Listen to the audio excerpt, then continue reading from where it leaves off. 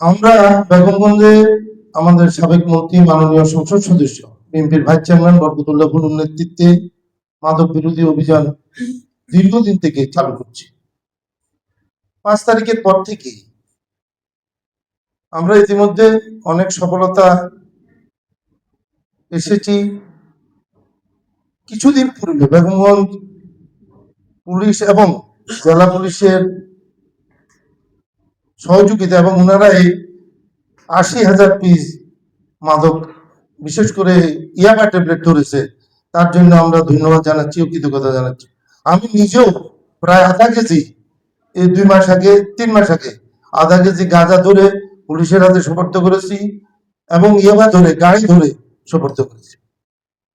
এখন আসেন মাদক, মাদককে ব্যবসা করে এটা পুলিশ প্রশাসন ভালো জানে, গোয়েন্দা সংস্থা ভালো জানে।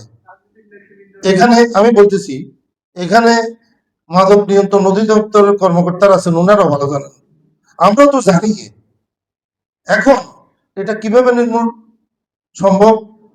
আমি মনে করি যদি গোয়েন্দা সংস্থা, মাদক নিয়ন্ত্রণ অধিদপ্তরের লোক এবং বিশেষ করে পুলিশ চায় কারোর বাবার ক্ষমতা নেই মাদক ব্যবসা করতে পারে, এটা আমি মনে করি।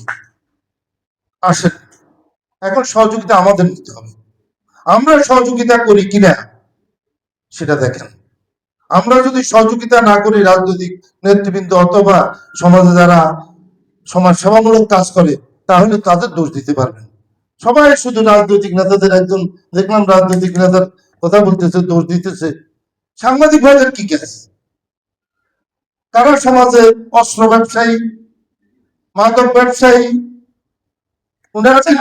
আমাদের সময় আমিও সময় শেষ, যেহেতু আমাদেরকে আমি সর্বশেষ যেটা বলবো সেটা হলো পুলিশ প্রশাসন এবং গোয়েন্দা সংস্থা যদি মনে করে মাদক ব্যবসা করতে দেব না, কারোর বাবার কোনো ক্ষমতা নাই, এটা আমি মনে করি। এটা আমি আবারও বলছি দৃঢ়তার সহিত।